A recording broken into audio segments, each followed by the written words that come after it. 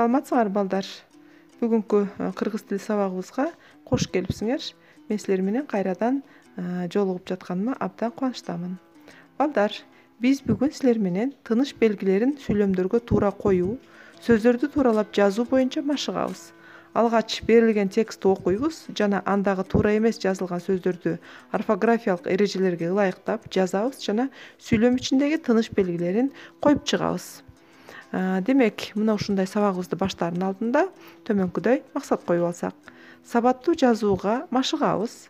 Ар бир сүйлөмдөрдөгү сөздөргө маани берүү менен орфографиялык эреженин негизинде туура эмес жазылган сөздөрдү тууралап жазып, тыныш белгилерин коюп чыгабыз жана машыгабыз.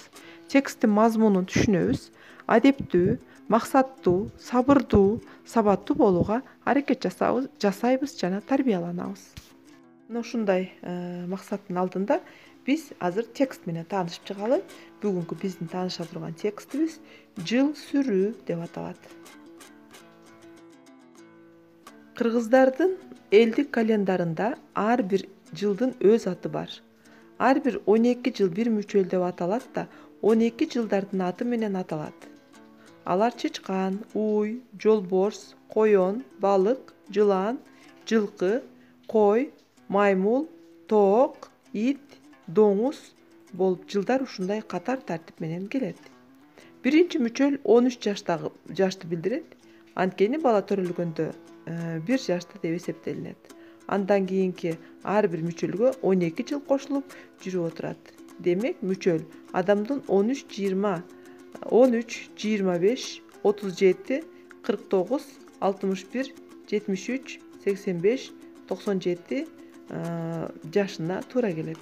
Ошентип 13 жаштан 1 мүчөл, 25 жашты 2 мүчөл, 37 жашты 3 мүчөл деп эсептеп кете берет. Балдар, мен жыл сүрүү тексти кандай жазылса, дал ошондой кылып окудум да. Бул жерде тыныш белгилери коюлган эмес, жана сөздөрдүн айрымдары бирге жазылган, айрымдарында сөздөр табыштары өзгөрүп кеткен же түшүп калган учурлары бар. Ошолорду орфографиялык эреженин негизинде тууралап, пунктуациялык эрежелердин негизинде тыныш белгилерин коюуга аракет жасап көрөсүңөр. Мен силерге убакыт берем.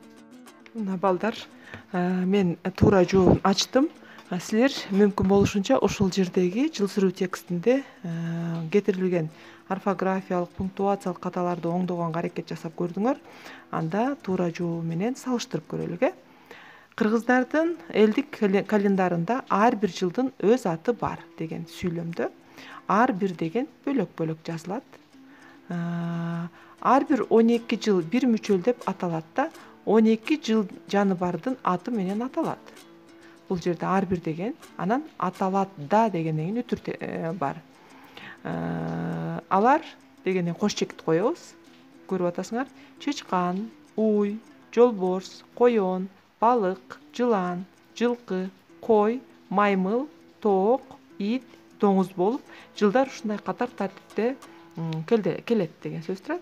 Бул жерде алар деген кош чекит койдук. Андан кийин ар бир айтылган жаныбарлардын арасына тыныш бүтүр коебуз, тыныш белгисин.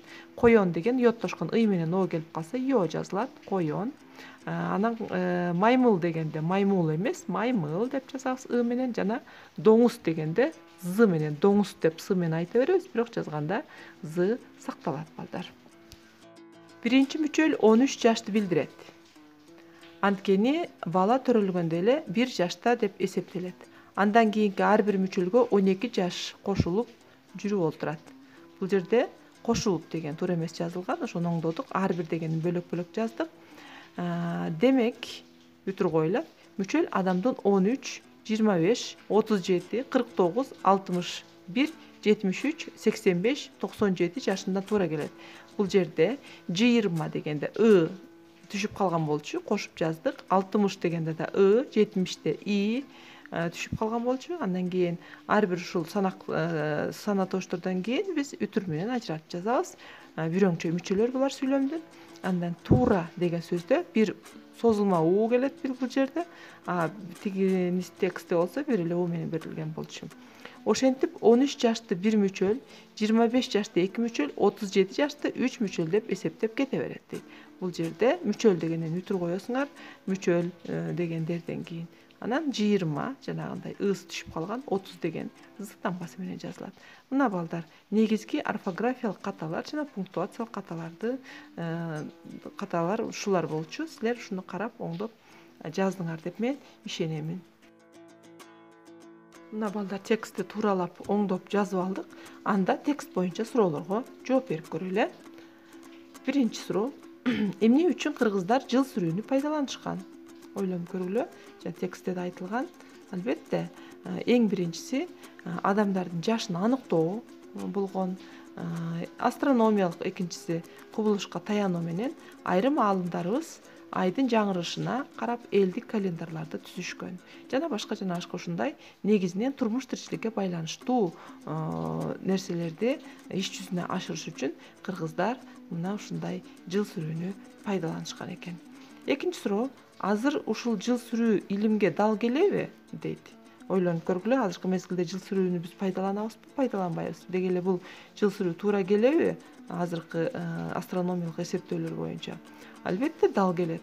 Айырмасы 1 жашты кошуп эсептешкен, ал эми аны эненин курсагындагы курак деп эсептешкен дагы.